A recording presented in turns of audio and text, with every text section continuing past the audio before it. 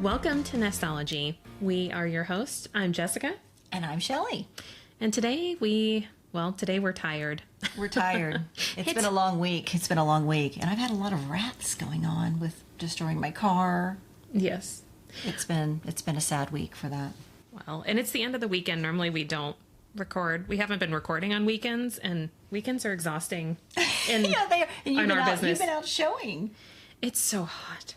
I'm so done with summer. All right. We're going to stay hydrated. Yes. We can do it. We can do it. Crazy weekend for both of us. I know you're tired, and the rats. Oh, poor Shelley. She's had rat issues. And yes, what did they do to your car? Oh, my gosh. They climbed up into my engine and ate a bunch of cords and destroyed my battery. But, oh, no. Karma's kind of a bitch. I found a dead one in my yard. I'm like, oh, so sad. He electrocuted himself. I'm sorry if you like rats, but they have been very destructive in my house. Yes. Oh, my gosh. I can't say I was sad to see it. I know. Well, I mean, you had the attic that you had to re-insulate from the damage they caused. They've been bad. And my grill. Your grill. Yeah. Make sure you guys, over the winter, make sure you actually turn your grill on a few times or actually use it because they might nest in there. That happened to me. Yes. That's an expensive repair and disgusing. I know. We got to talk about something happier. So do you want to hear about my weekend with 50 showings in the heat? Yes. And oh my gosh, maybe the attitudes from everybody is the heat, because for sure. I have been dealing with big personalities this weekend. Mm-hmm. So agents, my clients, other people's clients, everyone has just been a little special. A little irritable. Yeah. I think we're all irritable exhausted with this and heat. Yeah, I'm physically tired, mentally tired, negotiating tons of repairs, and it's been a hard weekend. Well, we'll see how today goes for us, because, I'm out of fucks to give, so who knows? so here we go. I'm just going to say whatever. Here goes nothing today. My goodness. You get us just raw and uncensored today. Uncensored. Hopefully your kids aren't listening. Sorry for the bad words. Yes, please. I guess they're going to change our rating. Oh, no. We're no longer clean. We're not a clean podcast. So today, we're going to talk about solar panels. Yay! Solar panels. Lots to dive into with that. It's something that I think a lot of people are misinformed on. And so we want to cover some information about solar panels in general. Like, if you are considering them, what questions to ask, what to look for, factors you should think about. And then we're going to dive into how they impact a real estate transaction. Yes. What Shelley's going to have to deal with when you buy a house with solar panels. Oh, super fun. It really is so fun. Yes. So we'll get to that. Let's start with what do you want to talk about here? Well, okay, so when you're solar panels, some of the first things you should look at, getting quotes from multiple contractors. You want to talk to multiple people. Well, we talked about this on the contractor episode. Yeah. Interview, do your research, read the contract, be super thorough with that, because this is a huge investment. So, do you know that I've run across people that didn't know whether they actually were leasing it or if they bought them? I know. That's sad. I had one, she thought it was purchased, and she had been paying on it for years already. And then when we were selling her house and reading the documents, we found out it was leased. She was told it was going to be owned, and then it had been sold off to another company. So, it was far too late, but she had no idea. Wow. So if you don't understand the contract, get an attorney to help you. Absolutely. Some of the factors, though, that you'll have to look at, and it's not going to be the same for everyone because every home's different. You need to look at the size and shape and slope of the roof because, the direction that it faces. There's just a lot of factors that go into it. Leasing or owning. Mm-hmm. Mm-hmm. Which one? What should you do? Well, leasing, my opinion, it's kind of like a car or a house. I'm not a fan of leasing because you spend all that money and you don't own anything. I consider it a fleecing, but but hey, no offense to anybody who wants to lease things. Right. But this one, some of the big reasons people want to go solar or that they're considering it right now is because of some of the rebates and tax incentives. But you don't get that if you lease it. Ooh, okay, okay. Well, I know a lot of people are considering it in the summers, especially in Texas, with it being so hot and our utility bills are so very high. So This is a time when people are thinking about solar panels. So does it really save you money? Well, you have to do the math. So, and that's where you're going to have to get your bids first. Have multiple solar panel, companies come out to meet with you, compare their contracts. But you're going to have to look at that with your usage, your utility rate, how much the panels will cost, because, like I said, part of that's how many panels you'll need. So do the math. But Forbes, they had an article. So they said that the average 2,000 square foot home is about $15,000 to $30,000. Oh my gosh! And some are more. But you had one that was I've had high. some. I've had some 50 up to 100,000 that I've seen. The cost of them. The cost. So definitely be careful with that. But that Forbes article also said that to help that owner recoup their investment, it's going to take 8 to 12 years. So you better want to stay there. Yes. And be ready for that big of an investment. Repairs. So this is another thing to consider before you get solar panels. You need to make sure the roof is ready to handle that. If it's an older roof, has roof damage, or if it doesn't have the capability of supporting the weight, you may have to do some work on the roof. You may also want to consider doing things in the home that can make it more energy efficient, because if you're looking to cover your usage, but you're looking at a 20-year-old AC unit in the house, you need new windows, you have things where you're losing energy, do those things first, because you could make the home more energy efficient and need less panels. Oh, that's a very good point. That's a very good point. But bringing up that information, okay, so we might be jumping all over the place today, but I'm thinking about the hailstorms in Texas, and when roofs get damaged, what happens in that situation to where you might need your roof replaced, but you've got solar panels? Insurance is a whole nother thing to consider. Yes. Well, and actually I did talk to Mike. I think that episode is coming up before this one. We talked to Mike and had him on for an episode. Mike the roofer. He did confirm this with me, because this is what I've heard, but I did ask him just to make sure. What you have to do if you have to have repairs or replacement of your roof because of a hailstorm or something, you have to have the solar panel company come out to remove the panels. Then the roofer goes out to replace the roof. Then the solar panel company comes back to put them back on. So you have two companies to deal with when you've got hail roof damage. Yes, because the roofers, they're not going to touch it. That's not their area of expertise. They don't know how to handle it, and they don't want to be liable for handling those. Of course. So you'll have multiple steps for that. But that does kind of bring us into insurance, though. So, ooh, okay, let's talk about that fun topic. A friend of mine, one of my insurance agents, Brittany Howard, she's with Scout Insurance. We'll have her on at some point to help us talk about this crazy world of insurance we're dealing with lately. Oh, yes. But I picked her brain on this. Just like solar is new for a lot of us, we're getting used to it in our industries, and it's still a evolving process. But she said the biggest thing people forget about is they don't tell their insurance, and not only just to have the panels, as part of their protection, but it adds to the value. What they have to do is, say you put $30,000 on $30,000 in solar panels on your $400,000 house. Mm-hmm. Your value that they have, the replacement value that they need to place on it, needs to be $430,000 now. Because if your house burns down, you want to be reimbursed for that $30,000, especially. It wouldn't be covered if you didn't mention it. Well, it wouldn't be covered, and you wouldn't have that replacement cost. And if you still have that $30,000 loan you're paying on, you won't have the panels anymore, and you'll still be paying it. So you have to add that, but keep in mind, if your value is $30,000 higher, you're going to be spending more on your insurance, and your deductible will be higher.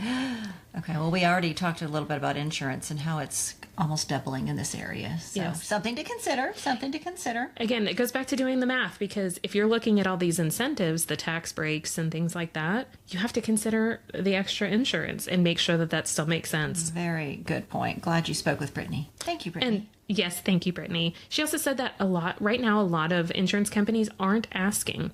So if you have a house that already has panels and you are getting a new, quote for insurance, it's not part of their questionnaire. They may ask you things about like the age of the roof and factors with the house. They don't ask about panels. She said that there's only one, maybe two, that are asking about solar panels up front. Oh, so wow. That's on you to make sure that you're informing them that the house has panels, so that can be covered. Good to know. I am curious, and she doesn't know, this hasn't come up yet, but she did know of this situation, and I've read this in some reviews. Some people have had house fires from the install of solar panels. What? The solar company installed them incorrectly, which now that should be on their liability. Hopefully that was covered by the solar panel company's insurance. But if that's a factor, I do wonder if in the future, if there's more of that happening. Like I said, she knew of a personal friend that had that happen. Oh my goodness. And then I've read that in reviews that other people have had that happen when they've been improperly installed. So I do wonder if that could ever be a negative where the insurance company sees that as a liability if there's potential fire risk. Yeah, interesting. So, Yeah, I mean, I'm just you're making onto something assumptions. there. I'm making assumptions here. Makes total sense. Makes total sense. Well, I think the other thing is that you need to consider, Shelley kind of mentioned this already, is are you going to stay in the home for a while?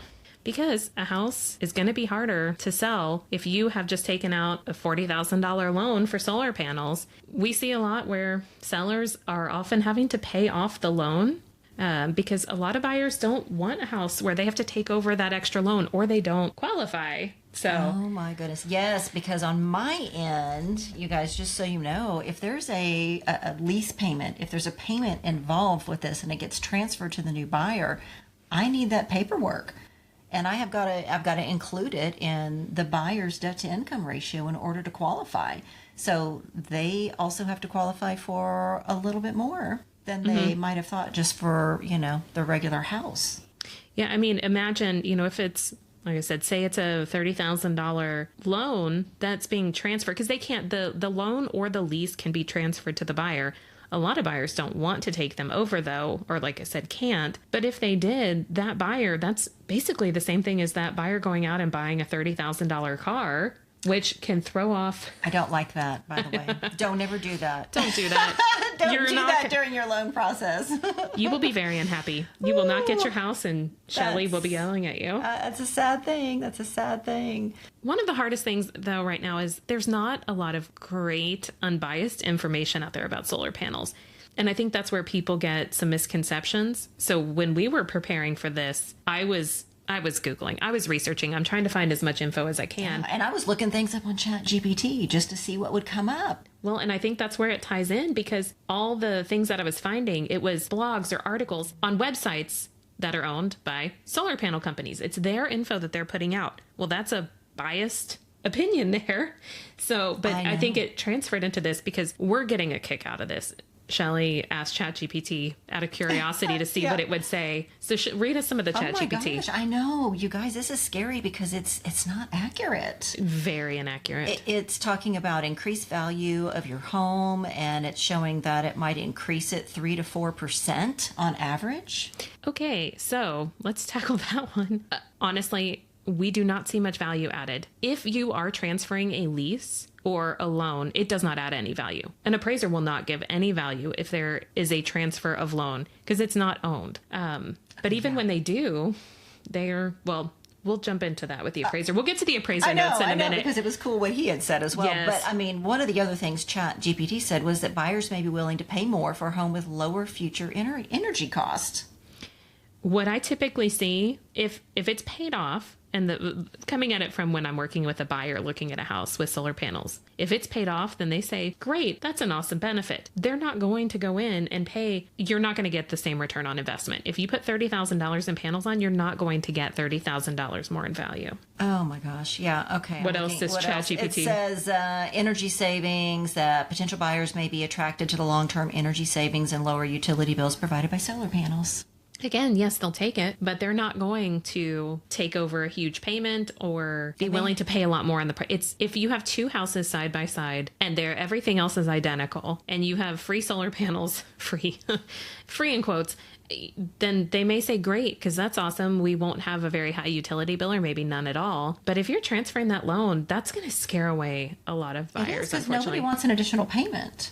That, and I think because solar panels are newer here in Texas. I know some other areas it's big, but here the unknown, not understanding how they work or maintenance that might be involved or future expenses for it, it just scares people away. they're not interested. Yeah, so I guess that's kind of one thing that ChatGPT was a little bit accurate on. So they talked about if the panels are leased, it might complicate the sale, which we know to be true. And We that do. buyers will have to take over the lease, which could be a deterrent for the buyer. It could, yeah, because if they had to choose, they're going to choose ownership over leasing. Oh, but that does, yeah. ChatGPT, good job. You got one right. Yes, I'll give you at one that. point. Yeah, owned solar panels are typically more favorable in the real estate market. Yes. Okay. So I'll give I them got that one. right. But real quick on the leased one, something to consider with that. Like I said, you don't have the benefit of having those rebates and everything. But I have also heard that some of the leases only allow for one transfer. So if you do a 30-year solar lease and 3 years later you sell it, that buyer, so a buyer's beware on a lease transfer, you may not be able to sell it and transfer it again. You may have to pay it off if you sell it in that 27 years that you're taking over. Oh my gosh. So that's one thing that you really don't think about. It's like literally these leases are the same amount of time as a mortgage. Did we mention do your homework? Do your homework. And read the paperwork. Do the math. Don't sign a contract without reading it and Oh my understanding goodness. it. I know. So kind of back to the appraisers and how they consider when they are Yeah. looking at. So according to ChatGPT, here's what they said, and it's pretty accurate here. Not all appraisers are experienced in valuing solar systems. So you've got to ensure that the appraiser understands the value of the solar panels. That's going to be crucial. So add to Well, that. I was just going to say, I mean, is a question for you. So when you, as the lender, order the appraisal, are you able to say this home has solar panels? Please ensure that it's an experienced appraiser on that? Absolutely. Okay. Absolutely. So I think that's something that, well, agents, sellers, buyers, if you have solar panels, making sure to communicate that so that way it can be requested to have a Yeah, we need to know that up front. right. I mean, the lender's going to need the contract, they're going to need all of it, but make sure that they're communicating it to the to the company where they order the appraisals. So it's, it's a third party. They don't talk directly to the appraiser, but they can request for it to be someone experienced in solar. And sometimes we don't even know that there's panels on the house up front. So That's a whole nother episode. That's a whole nother issue. Okay, well, Shelley, has that happened to you before? So, yes, it has. And we found out via the appraiser that there were solar panels. And then they're like, oh my gosh. And then you've got somebody maybe with a really maxed out debt to income ratio that I've got to collect paperwork. And maybe it was 10 years ago and the seller can't find it. And then we've got to calculate in the monthly payment. And that could cause some people to not qualify for the house they're buying. Yeah. So it is, Well, there you go. There's another little tip. If you get solar panels, keep all your paperwork. keep the paperwork. Yes. It's kind of like when people don't keep their tax returns. Don't get me started on that. Like 7 years, people keep your tax stuff for a minimum of 7 years. We have the cloud now. This makes it a lot easier for us to store documents. We don't have to have file boxes of stuff. Okay. Well, yeah, but you're talking to somebody seasoned here. I like my file boxes. Okay, you can keep the file boxes. But for those of us that don't want to have papers everywhere, I don't even know where the cloud we is. have- Where is this cloud? oh, Totally showing my this age. is why I handle all of the tech stuff with this podcast. Oh, So absolutely. It would never happen if it weren't for Jessica's techie skills. I'm learning. And thank you for your patience with our poor sound quality. I'm still learning. Yeah, we're working on it. We'll get more professional as we go along. Well, I don't know about professional. Maybe better quality sound, but I don't think we'll be more professional. Well, we'll see. We'll try. Oh, so okay. Okay. Appraiser now. Yes. So I wanted to share, I had reached out to one of my favorite appraisers who's been in the business a super long time, just kind of asking about solar panels and if they impact the value and kind of what his thoughts were. And I'd kind of like to read it. I'm not going to mention his name because this is very much, This was off the record. Off the record, yes, his personal opinion on them, right? Yep. So when I asked about if they add value to the home, and he says, and I'll just read the text, okay? Yeah. He said, yes, kind of. It's really clear as mud subject, in my opinion, and he's taken multiple courses on it. Clear as mud. Clear as mud. This is a professional appraiser, y'all. He's been doing this longer This is a than good I've been appraiser, in the yes. business, so he knows his stuff. So he says, depends on a lot of moving pieces. Are they owned? Are they leased, which we talked about? What are the criteria for buyers taking over the payments if they're being leased? What's the actual energy production benefit? He goes into it's based upon the type, the number of panels, placement, specific kilowatts per hour in the area, etc., age of panels, plus more. He said, unfortunately, it's a nightmare in my humble opinion. A lot of people pretend that they have their heads around it, but I call BS. Yeah. Well, and I did go on to, I'm part of a couple Facebook groups with appraisers, and I pulled up a bunch of posts, and it's pretty big consensus. Most do not see value in the panels. They said it's unanimous that if there's a loan or a lease being transferred, they won't give any value for that. But if they're paid off, only a few said that they really give much value to it, and it's not much. Well, you know what I thought was interesting is, so I did ask him about that PV value tool for calculating the energy. Yes, that was recommended. Someone did say that you want to make sure that the appraiser is familiar with the PV value tool to help measure it. So I asked him about that, and basically he said they don't always have access to all the information that's required for that. But you know what I thought was really interesting, because maybe this will make a lot more sense to those of us that are not in real estate and doing this on a daily basis. Yes. But you know how people tend to think, like, when they add a pool, that it's $1 for dollar and it's going to increase the value. So the appraiser had mentioned, he said, you know, the whole thing with solar panels, it doesn't take into account the market reaction. So he said basically it's very similar to the type of tool they determine to value a pool. Right? Because people will be like, I spent $80,000 on that pool. My house should be worth $80,000 more. I mean, is it really? No. No? Doesn't it also depend upon market considerations and time of year? And yes. Yeah. So basically, well, and then that's like what he was said talking too, about. there's a lot of factors with that too. The features of the pool, the age of the pool, the condition of the pool. So just like he said, with that, there's not a blanket answer on the panels either. Yeah, so it was really interesting. So basically it boils down to do your homework, do the math. If you're planning on being in the house for a while, it might be something that you might consider. But if you're going to be selling anytime soon, it seems like it's a little more complex. Yeah, like when I'm talking to, homeowners who ask me about adding a pool or about doing a big renovation in their house, yes, we can share what would work for selling it, which if the whole point is to sell the house, or you won't be in that house for long, don't do solar panels. But you have to live where you live. I mean, we talked about this before, like with the design trends. If solar panels are important to you and that makes you happy, you think it's valuable for you, you've done your homework, then do them.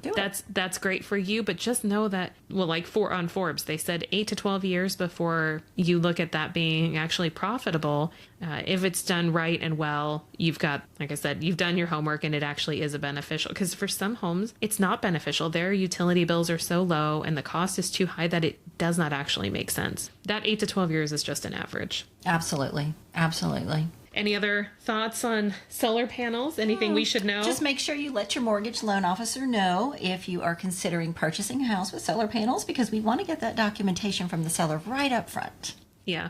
And I mean, I've run some basic numbers. I mean, it is similar, like I said, to adding, if the buyer was to add an entire car payment, say your house is listed at $400,000 and you get a $400,000 approved buyer, they can't afford to take over that payment if that's all they qualify for. Exactly. When I've done some math, I mean, again, there's so many factors. But I ran for a particular house. They needed to qualify for another $30,000.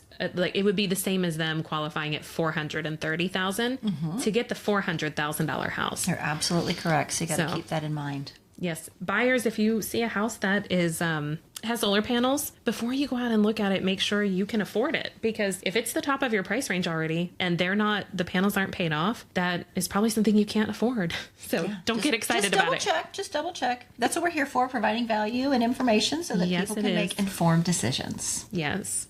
Well, we hope you found this helpful. And if you do have any feedback, if you have had good or bad experiences with solar panels, we'd love to hear about it. So you can always find us on social or email us. Our email is nestologypodcast@gmail.com, and our socials, we're on Facebook and Instagram, and it's Nestology Podcast. So fabulous. Thank you so much for joining us and listening. Oh, well, we want to say thank you. Oh, a big thank you. Thank Almost you forgot. to the listeners. Yes, we've had so many great messages from everybody. This is new. Like we said, we're not experts at this. I've been learning how to edit podcasts on my own. You're doing a great job. Thank you. I'm learning a lot. Hopefully it's getting better. I mean, we added music and everything. I know. We're so official now. I know, right? So, but we've had so many great messages from friends and clients, and Absolutely. that's exciting to really get some of these appreciate messages. That.